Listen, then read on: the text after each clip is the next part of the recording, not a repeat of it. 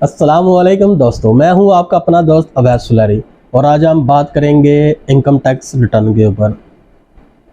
Income tax return के आपको मैं थोड़ा सा इसमें ब्रीफ कर दूं कि इनकम टैक्स रिटर्न होती क्या है और इसका क्या होता है। और लोग जो अक्सर ही लोग रजिस्ट्रियाँ करवाने के लिए जो स्टाम्प फरोश या जो उनको मतलब बाहर जो बैठे हुए हैं उनको आप देते हैं और वो आपको मिनिमम अमाउंट में फाइलर कर देते हैं और उसका नुकसान क्या है, ये इसके सिलसिले में थोड़ी सी हम बात करते हैं एक छोटे से टॉपिक के ऊपर। तो सबसे पहले मैं आपको बता दूं कि रिटर्न क्या होती है। रिटर्न सेक्शन 114 के तहत जाती है, जो इसमें आपने जितनी भी आपकी इनकम है आपने उसमें बताना है कि ये मेरी इनकम है। और साथ में आपने 116 की 16(2) में आपने वेल्थ स्टेटमेंट साथ मेंशन करनी है। ये दोनों पार्ट जो इनकम रिटर्न के इनकम रिटर्न की और वेल्थ की, ये दोनों कंप्लीट आप सबमिट करेंगे तो आपकी रिटर्न कंप्लीट होती है। कि वेल्थ में एक अपने पर्सनल एक्सपेंसेस बताने हैं और साथ आपने अपनी प्रॉपर्टीज़ बतानी है, बैंक अकाउंट्स बताने हैं, आपने अपना बैलेंस बताना है, सेविंग बतानी है, कोई आपने प्रॉपर्टी है, ये क्या कहते हैं, आपके पास व्हीकल्स हैं वो बतानी है, कोई इन्वेस्टमेंट्स है वो बतानी है, कोई आपकी लाइबिलिटीज़ हैं वो बतानी है। इसी तरह कोई इनहेरिटेड आपकी है या वो है, रेमिटेंस है वो, सब बहुत कुछ, यानी कि जो भी आपके नाम चीज़ें हैं आपके एसेट्स के तौर पे आप उसको लेते हैं, आपके लाइबिलिटीज़ के तौर पे आप उसको लेते हैं, तो आपने वो सारी चीज़ें मेंशन करनी होती हैं। तो इसमें होता अक्सर ये है कि अक्सर लोग जो रजिस्ट्री करवाने के लिए या क्या कहते हैं कि एक प्रॉपर किसी लायर के पास नहीं जाते, या अक्सर ये मार्केट में लोग बैठे हुए हैं जो इस तरह ही ऑनलाइन चीज़ें सीख लेते हैं और कहते हैं जी हम फाइलर आपको करा देते हैं।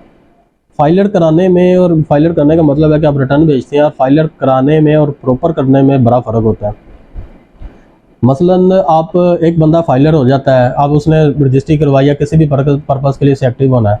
एक्टिव तो वो हो जाएगा जब उसकी रिटर्न आप सेंड कर देंगे तो उसका जुर्माना पे करेंगे वो तक एक्टिव हो जाएगा। अब उसके लिए एक मसला जो आता है ना, मेन वो मसला ये आता है कि आपने फ़र्जी तौर पे आपने वक्ती तौर पे आपने होना था फाइलर, वो तो आप हो गए। अब मसलन आपने रजिस्ट्री करवाई, आपने कहा यार मुझे फाइलर कर दे, आपने कुछ उसको पैसे दिए, उसने आपको फाइलर कर दिए। अब हुआ ये कि आपने 2-4 साल बाद या किसी भी वक्त आपको दोबारा ज़रूरत पड़ी या आपको एफबीआर की तरफ से नोटिस आ गया कि भाई आपने तो ज़ीरो का सारा कुछ भेजा हुआ है। अब ज़ीरो का कैसा गया? अब जिस बंदे ने मिनिमम आपने अमाउंट उसको दी, ना आपने उसको कोई डाटा दिया, आपने सिंपल कहा जी फाइलर का, उसने कहा जी आपको फाइलर हो गया, आप सारे अब फाइलर के जो इंजॉय में आता है ना वो आप इंजॉय करें, कोई टेंशन नहीं करेंगे। अब इंजॉय तो हो गए, लेकिन जब आपने उसको डाटा दिया उसमें ना आपने बताया जी मेरी इनकम क्या है, मेरे जो पर टैक्स कटे हुए हैं वो क्या है, वो आपने उसको कुछ बताया कोई नहीं। आपने ना अपने पर्सनल एक्सपेंस उसको बताए, ना आपने बिजनेस के एक्सपेंस बताए, ना आपने बताया जी मेरे पास कोई सेविंग है प्रॉपर्टी लेने के लिए, ना आपने बताया उसमें कि मेरे पास कोई प्रॉपर्टी है, मेरे कोई बैंक अकाउंट है, मेरी कोई सेविंग है, मेरी कोई लाइबिलिटीज़ है, कुछ भी आपने उसमें बताया कोई नहीं। सब कुछ आपने 0-0 मेंशन करवा के एक बंदे से आपने रिटर्न सेंड करवा ली। ठीक है, अब उसके ऊपर अक्सर ही लोगों के बेशुमार नोटिस आए होते हैं कि आया कि यार 122 में आप एक्सप्लेन करें जी आपने प्रॉपर्टी इतने की परचेज़ की, आपके पास कहाँ से आया।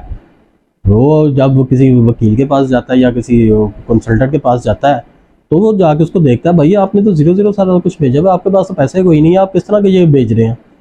तो मसलन एक बंदे के पास पैसे नहीं है, वो प्रॉपर्टी कैसे परचेज़ कर रहा है, ये एक बंदे के पास पैसे नहीं है वो बिज़नेस कैसे कर रहा है, उसके बैंक स्टेटमेंट चल रही है, सारा कुछ है। आप कहेंगे यार आप भाई एफबीआर को आपने सारा कंसीलमेंट में लेके जा रहे हैं, तो आपके ऊपर वो बड़ी लाइबिलिटीज़ में इम्पोज हो जाती है। अक्सर ही लोगों को इसके ऊपर जुर्माने हाई पे करने पड़ते हैं।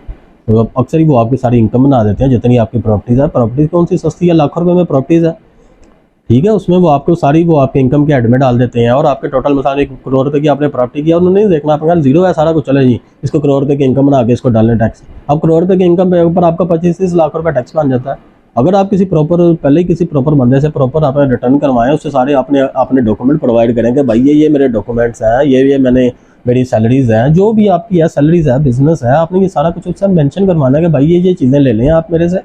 ठीक है, डॉक्यूमेंट्स आप लें, मेरे एक्सपेंस लें, मेरे टैक्सेस लें, मेरी वेल्थ स्टेटमेंट बताएं, मुझे अपनी प्रॉपर्टीज़ आप उनको बताएं, पर्सनल एक्सपेंस की डिटेल बताएं, उसको मोबाइल के सर्टिफिकेट्स उसको दें, उसको बैंक स्टेटमेंट्स दें। ठीक है, जो प्रॉपर डॉक्यूमेंट्स वेल्थ के लिए चाहिए वो सारी चीज़ें उसको प्रोवाइड करें।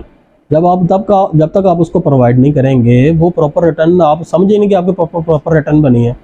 और दूसरा ये कि अगर आप किसी को ये चीज़ें प्रोवाइड भी कर देते हैं तो ये हर चीज़ का एक कानून होता है।